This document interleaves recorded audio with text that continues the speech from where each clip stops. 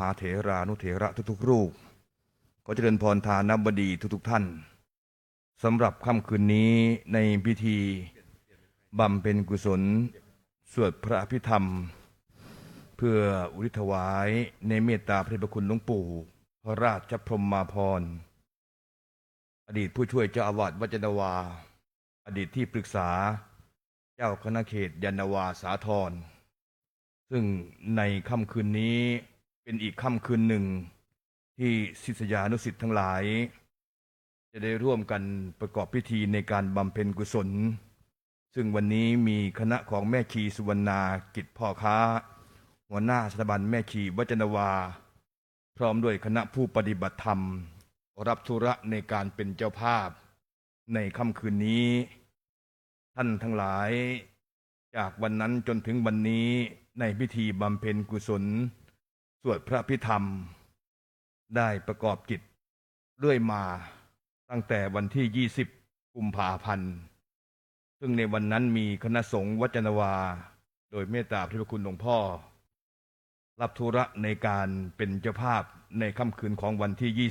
20วันที่21กุมภาพันธ์คุณสุจัญญาภาภักพานิกุลประธานมูลที่วัดยานนาวาคุณสุชาดาจิราธีวัฒน์รองประธานมูลนิธิวัดยานนาวาเป็นต้นรับธุระในการเป็นเจ้าภาพวันที่22กุมภาพันธ์พระเดชพระคุณพระสิริธีรคุณผู้ช่วยเจ้าอาวาสวัดยานนาวาพร้อมด้วยศิษยานุศิษย์ทั้งหลายรับธุระในการเป็นเจ้าภาพวันที่23กุมภาแม่ชีสุวรรณากิจพ่อค้าหัวหน้าสถาบันแม่ชีวัดยานนาวาคุณวิไลปิ่นจุมพลแสงธรรมิกาอุบาสิกาวัดยานนาวาเป็นต้นรับเป็นเจ้าภาพวันที่24กุมภาพันธ์พระครูโกศลนิบูลจิตพระมหาชาครินทร์กิติเมธีพระครูวิเมธรจตุพลกามชินโท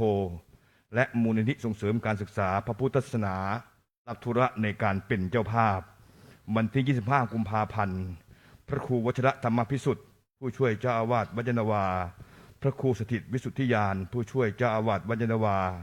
ท่านอาจารย์พระมหาบุญมีธรรมโมเจ้าอาวาสวัดปรกคุณพัชรีคุณบรรหารเป็นต้นรับธุระในการเป็นเจ้าภาพวันที่26กุมภาพันธ์พระครูอาทรประสิทธิโสพลวิปัสสนาพระครูพิบูลกิจจานุยุทธผู้ช่วยเจ้าอาวาสวัดยานนาวาคุณกิตตินคำแดงคุณวารุณีปิยกินดาคุณนิตพันตาประพฤติประกิตติพงศ์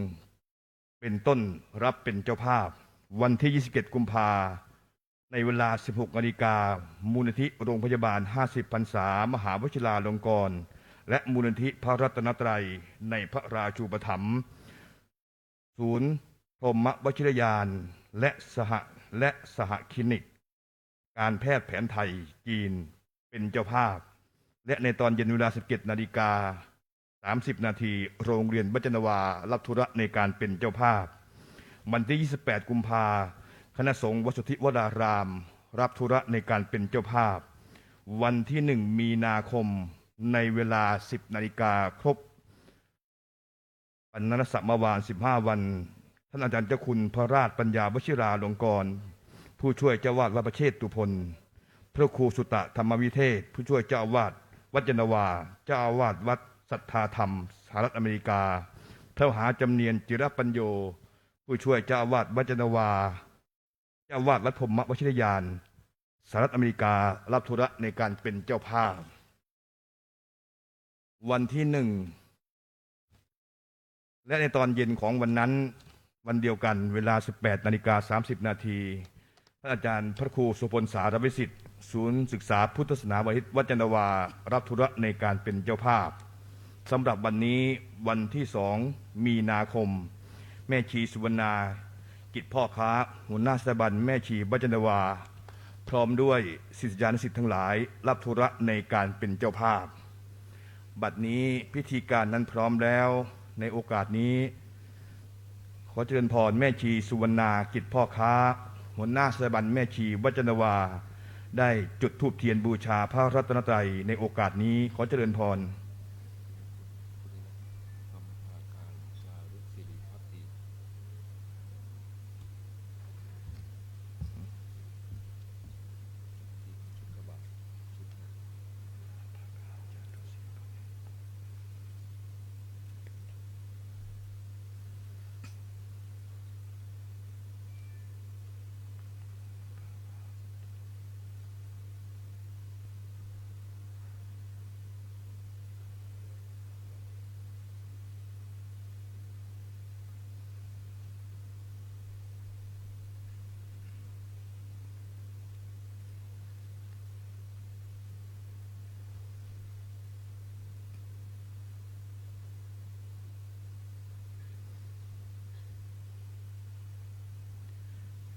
เจริญพรคุณอัมพาการจารุสิริภักดี จุดธูปเทียนกระบะชุด5ที่ตู้พระอภิธรรมขอเจริญพร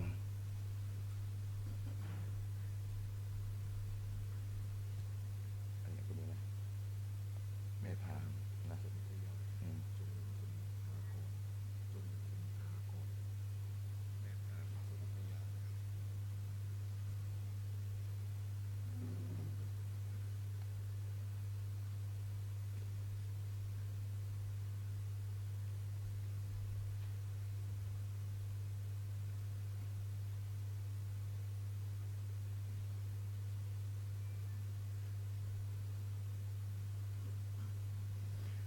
ในลำดับนี้เจริญพรแม่พรามสนธยาจงกลถากร จุดธูปเทียนเครื่องทองน้อยเบื้องหน้าหีบศพในการนี้ขอเจริญพร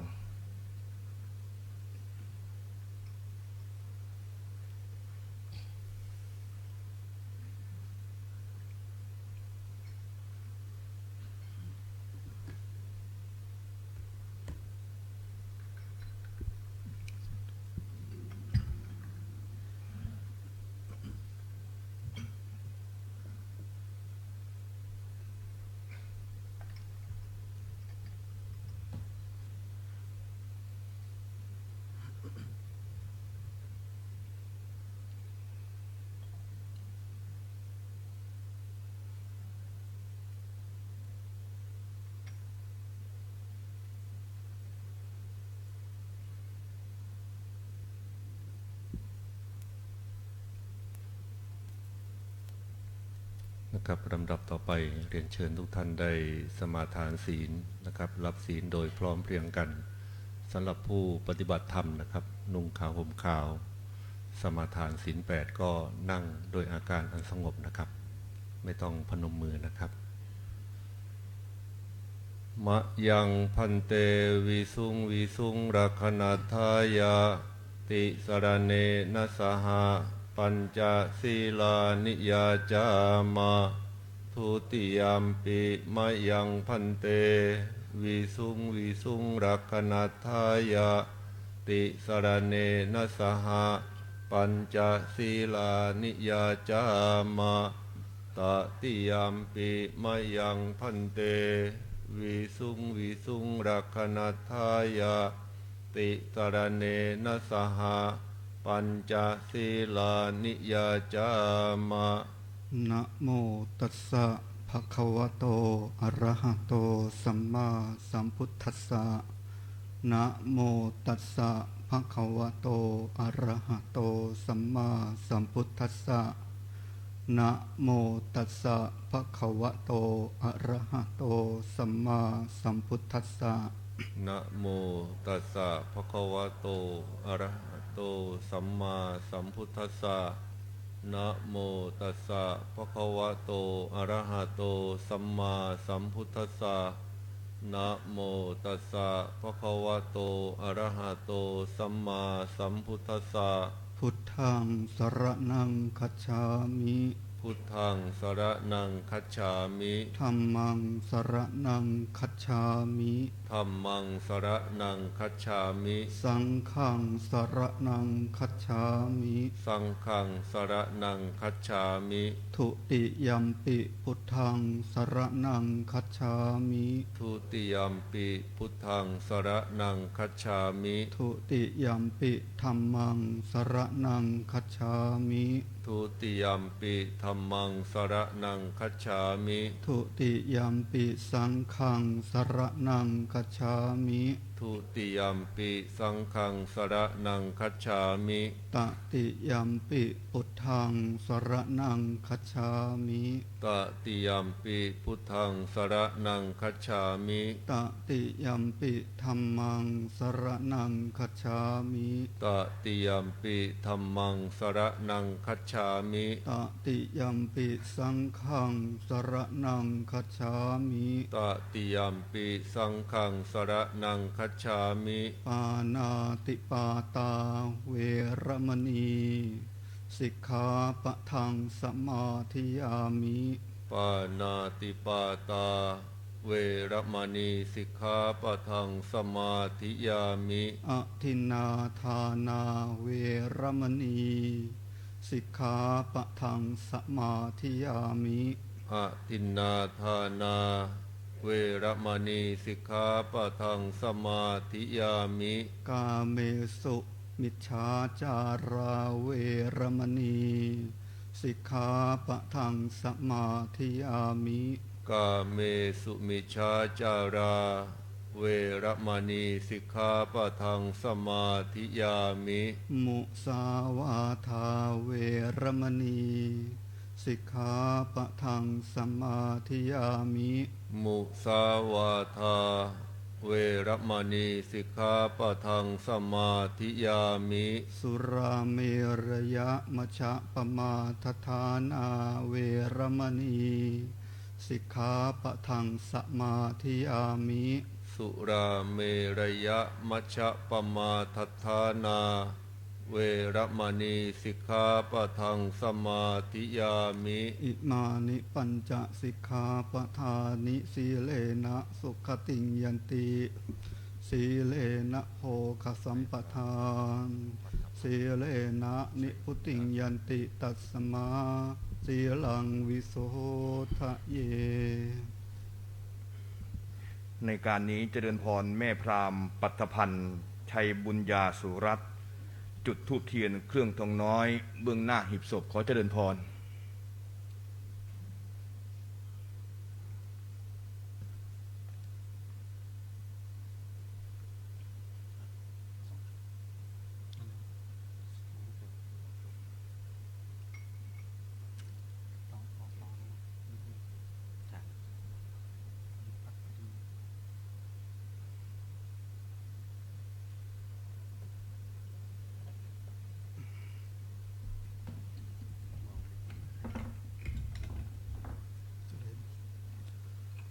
นะโมตัสสะภะคะวะโตอะระหะโตสัมมาสัมพุทธัสสะนะโมตัสสะภะคะวะโตอะระหะโตสัมมาสัมพุทธัสสะนะโมตัสสัพพะคะวะโตอะระหะโตสัมมาสัมพุทธัสสะกุศลธรรมะอกุศลธรรมะอัปยากตา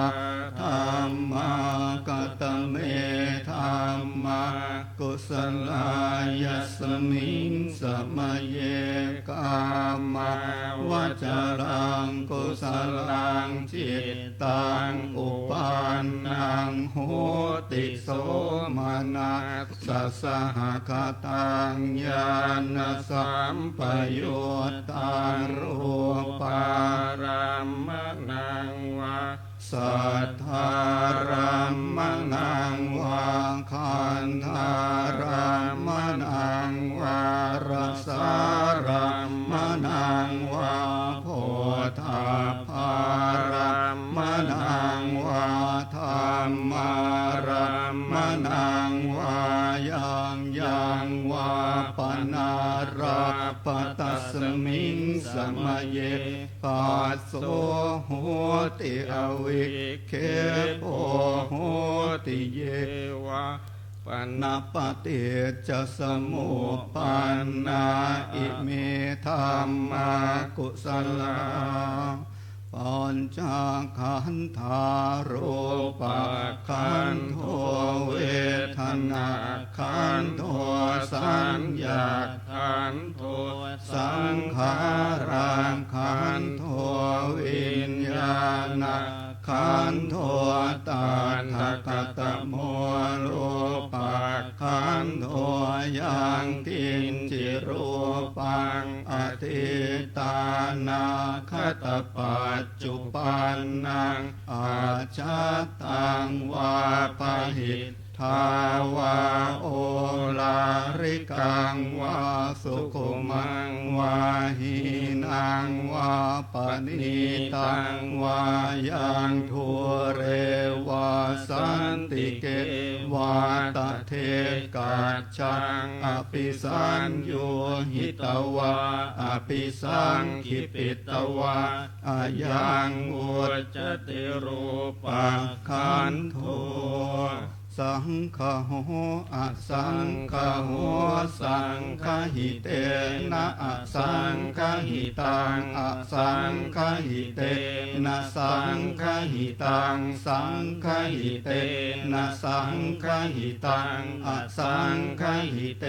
นะอสังฆหิตังสัมปโยโควิปโยโคสัมปโยเตนะวิปโยตังวิปโยเตนะสัมปโยตังอสังฆหิตังชาปัญญาติโยขันธปัญญาติอายตนะปัญญาติธาตุปัญญาติสัจจะปัญญาติอินทรียปัญญาติปุคละปัญญาติเกตาวตาปุคละนันปุคละปัญญาติสมัยวิมุตโตอสมัยวิมุตโตโกปะธัมโมอโกปะธัมโมปริหานธรรมโมอปริหานธรรมโมเจตนาภาโพปุถุปุถุชนโนโคตรภูพโยปรโตพโยปรโตภาภาคมโนอภาภาคมโนนิยโตอนิยโตปฏิปันนโกภเลทิโตอะระหะอะระหะตายปฏิปันโนปุคโลอุปลาปฏิสันชิการปรมาเทนาตินาหิวังวัตตาเพอาชานาหินิกังอันจิปุคโลอุปราปฏิสันชิการปรมาเทนาตินาหิวังวัตตาเพชานาหินิขังหันจิปุคโลอุปราปฏิสันชิการทปรมาเทนะเตนวัตเรวัตตาเพโยสันชิการโทปรมาโทตโตโสปุคโลอุปราปฏิสันชิการทปรมาเทนาติมิชาเยเกจิกุสลธรรมาสัมเพเตกุสลมูลาเยวะปนกุสลมูลาสัพเพเตธรรมากุสลาเยเกจิกุสลธรรมาสัพเพเตกุสลมูเลนะเอกมูลาเยวะปนกุสลมูเลนะเอกมูลาสัพเพเตธรรมากุสลาเหตุปัจจโยอารัมมณปัจจโยอธิปติปัจจโยอนันตรปัจจโยสมนันตรปัจจโยสหชาตปัจจโยอัญญมัญญปัจจโยนิสยปัจจโยอุปนิสยปัจจโยปุเรชาตปัจจโยปัจฉาชาตปัจจโยอาเสวนปัจจโยกรรมปัจจโยวิปากปัจจโยอาหารปัจจโยอินทรียปัจจโยชานะปัจจโยมาคปัจจโยสัมปโยตปัจจโยวิปโยตปัจจโยอาทิปัจจโยนาทิปัจจโยวิคตปัจจโยอวิคตปัจจโย พระสงฆ์จตุรวรรคทั้งสี่รูปได้สวดสาธยายในพระอภิธรรมได้จบลง อุบาสกอุบาสิกาทานบดีทั้งหลายทุกครั้งที่เราได้ไปร่วมในพิธีบำเพ็ญกุศลสวดพระอภิธรรมไม่ว่าผู้นั้นจะเป็นพระภิกษุสามเณรหรือจะเป็นอุบาสกอุบาสิกาทานบดีทั้งหลายนอกจากธรรมะสังเวชของเราได้เกิดขึ้นแต่สิ่งหนึ่งที่เราได้เรียนรู้เป็นธรรมะจากผีของดีจากพระเพื่อคอยเตือนสติเราให้รู้ตัวอยู่เสมอในพระเดชพระคุณหลวงปู่นั้นถือเป็นพระมหาเถระที่มีอัธยาศัยอันเรียบง่ายไม่ชอบในการสะสมผ้าไตรนั้นมีจำกัดเท่าที่ใช้สิ่งของต่างๆที่เป็นของนอกกายแทบจะไม่มีเลยไม่ยึดติดในสิ่งของที่มีบริจาคให้กับผู้คนทั้งหมดเลยทำให้ถึงร่มบารมีธรรมของพระเดชพระคุณหลวงปู่ที่ตอนมีชีวิตอยู่นั้นหลวงปู่นั้นมีเพื่อให้ได้เพื่อแจกแบกเพื่อสบายและตายเพื่ออยู่คุณงามความดีรอยเท้าที่หลวงปู่เดินในการใช้ชีวิตอย่างสมถะและเรียบง่ายบิณฑบาตทุกเช้าโบสถ์สวดมนต์ไหว้พระลงปฏิโมกข์สนใจในกิจการงานคณะสงฆ์มีบาตรต้องโปรดมีโบสถ์ต้องลงมีอาบัติต้องปรงแล้วจะเป็นพระสงฆ์ที่งดงามได้เป็นจริยาวัดที่งดงามที่พระเดชพระคุณหลวงปู่นั้นได้สอนผ่านการกระทำให้พระภิกษุสามเณรวัจนวาได้เรียนรู้โดยตรง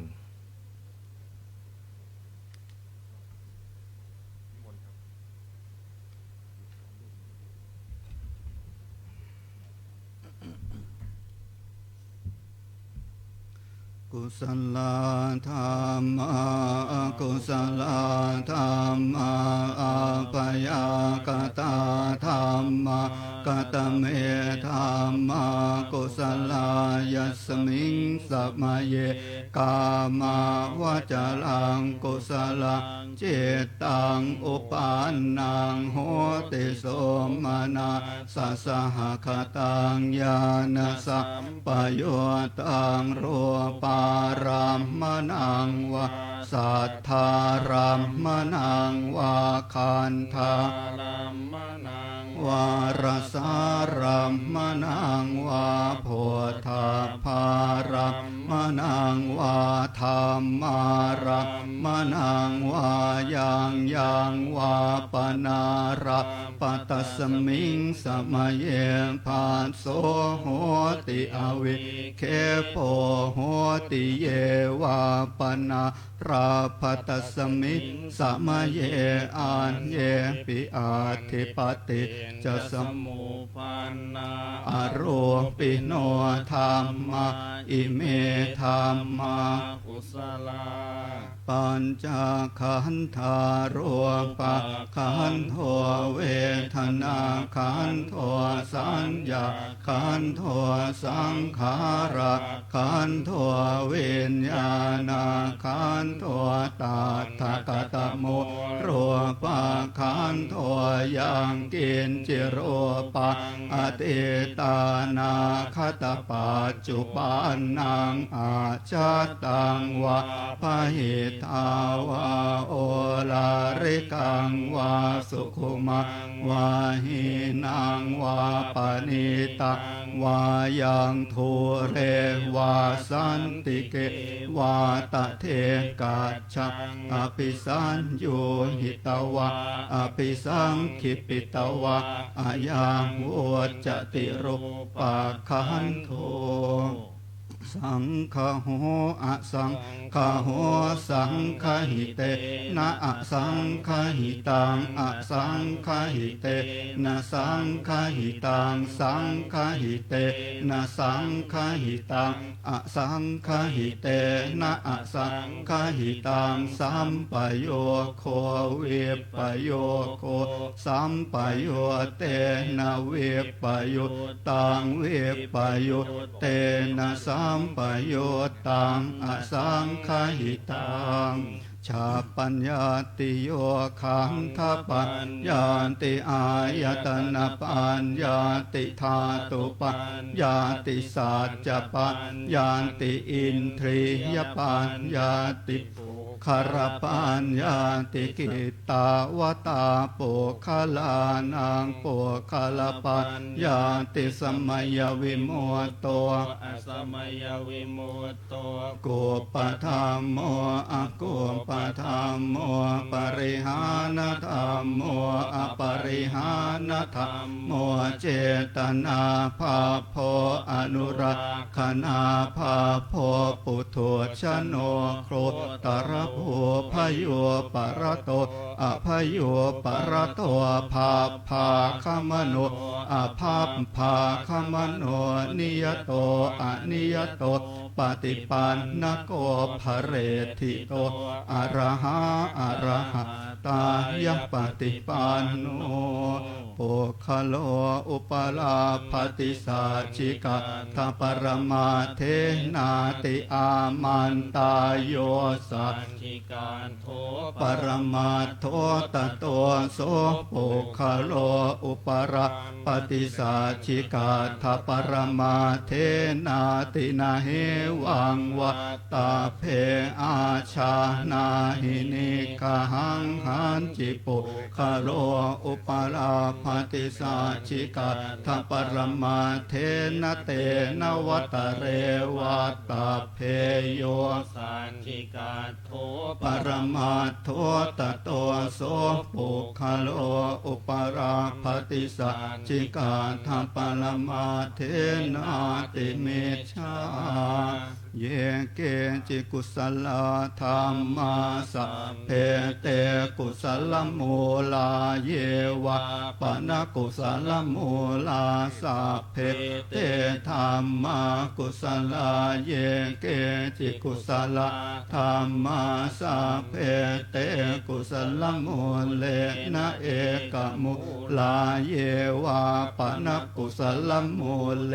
นะเอกมูลาสัพเพเตธรรมากุสลาเหตุปัจจโยอารัมมณปัจจโยอธิปติปัจจโยอนันตรปัจจโยสมนันตรปัจจโยอัญญมัญญปัจจโยนิสยปัจจโยอุปนิสยปัจจโยปุเรชาตปัจจโยปัจฉาชาตปัจจโยอาเสวนปัจจโยกรรมปัจจโยวิปากปัจจโยอาหารปัจจโยอินทรียปัจจโยชานะปัจจโยมัคคปัจจโยสัมปยุตตปัจจโยวิปยุตตปัจจโยอัตถิปัจจโยนาทิปัจจโยวิคตปัจจโยอวิคตปัจจโยพระสงฆ์ทั้งสี่รูปได้สวดสาธยายพระพิธรรมในจบที่สองสุดท้าย ซึ่งเจ้าหน้าที่จะได้เก็บสำรับในเครื่องของพระอภิธรรม ซึ่งวันนี้ท่านทั้งหลายได้มาเป็นส่วนหนึ่งในการฟังสวดพระอภิธรรมด้วยกายที่สงบ เพื่อให้ใจเหล่านั้นได้พบซึ่งพระธรรม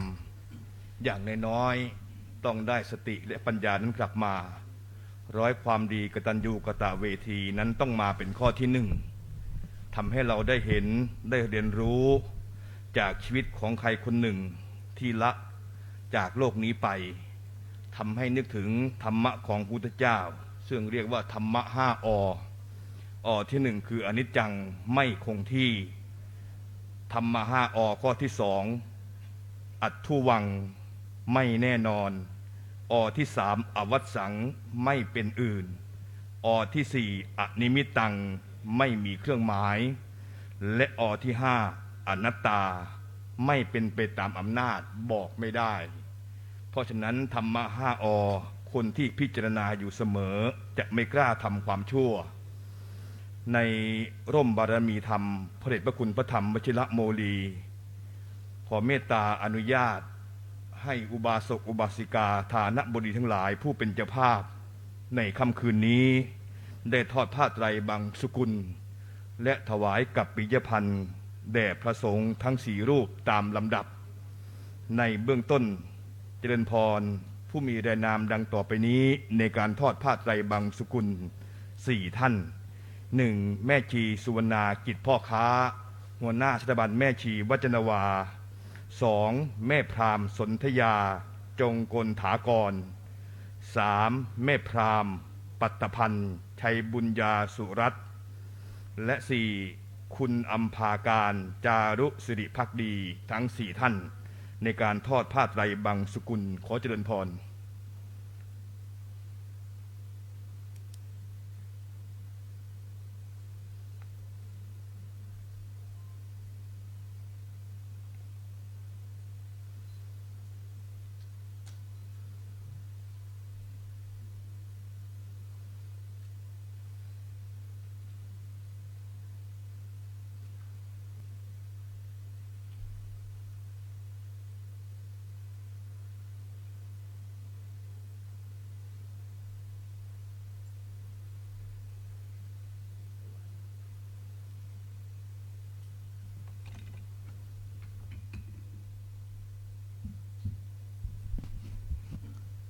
อนิจจาวัตสังขาราอุปาทวยธรรมิโนอุปจิตตวานิรุจจันติเตสังอุปสมโมสุโข เมื่อเจ้าหน้าที่ได้เก็บผ้ารองโยงเป็นที่เรียบร้อยแล้วนั้นในลำดับต่อจากนี้จะได้เก็บผ้าปูสายโยงเป็นที่เรียบร้อยแล้วนั้นในโอกาสต่อจากนี้จะได้เจริญพรทานบดีอีก4ท่านในการเข้าถวายกับปิยพันธ์แด่พระสงฆ์บนอาสน์สงฆ์ทั้ง4รูปซึ่งจะประกอบไปด้วย 1. คุณพัชรีหลินวัฒนาธรรมิกะอุบาสิกาวัดยานวา 2. แม่ชีอาภาพรแซ่ซื้อ 3. แม่พราหมณ์ทิพย์วิมลโรธนินกุลและ 4. แม่พราหมณ์ขวัญระพาเงาเทพพุทธารามแม่ชีอาพรแซ่ซื้อทั้ง4ท่านในการเข้าถวายกับปิยพันธ์แด่พระสงฆ์ทั้ง4รูปขอเจริญพร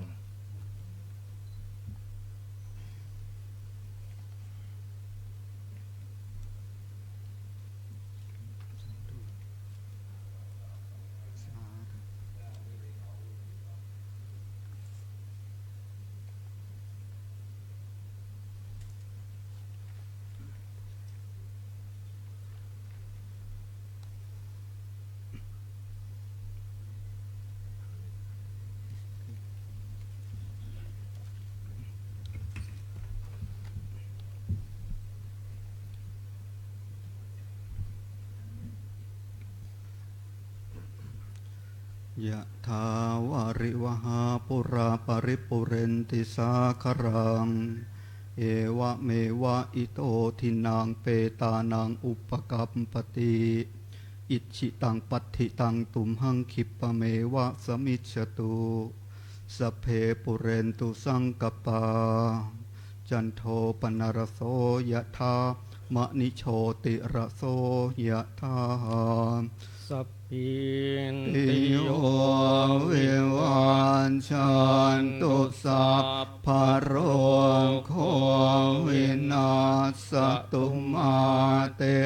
ภวัตวันตรายโยสุขิทิขายุโกภวะอภิวาทนาสิลิ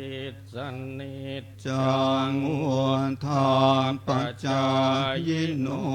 จัตตารโอธรรมาวัฏฐานติอายุวันโนสุขังภาลังอัฏฐา สิเมอากาสิเมยาติเมตาสกขาจะเมเปตานังทาคินังทัจฉาปุเพกตมนุสรังนาหิโรนังวาโสโกวายาวันยาปริเทวนานาตังเปตานามะทายะเอวังติทานติยาตโยอายัญจะโค ทักขินาทิ ทินนาสังฆามิสุปฏิทิตาทิคาราตังหิตายาสถานโสอุปการปฏิโสยาติธรรมโมจะอายังนิทัสสิโตเปตานปุชา จักตา อุลาลาพลันจะภิกขุนมนุปปทินอังตุมเหหิปุญญังปัสสุตังอนัปปการติภวตุสัพพมังคลัง รักขันตุ ตุสัพพเทวตาสัมปพุทธานุภาเวนัสสทธาโสทิภวันตุเตภวตุสัพพมังคลังรักขันตุสัพพเทวตาสัพพธรรมานุภาเวนัสสทธาโสทิภวันตุเตภวตุสัพพมัง ขลัง รังขันตุสัมภเทวตาสัมปสังฆานุภาเวนัสสทธาโสทิภาวันตุเต เชิญท่านผู้มีเกียรติทุกท่านตั้งใจกราบลาพระโดยพร้อมเพรียงกันนะครับอะระหังสัมมาสัมพุทโธภะคะวาพุทธังภะคะวันตังอภิวาเทมิ สวากขาโตภะคะวตาธัมโมธัมมังนามัสสามิ สุปฏิปันโนภะคะวะโตสาวกสังโฆสังฆังนามามิ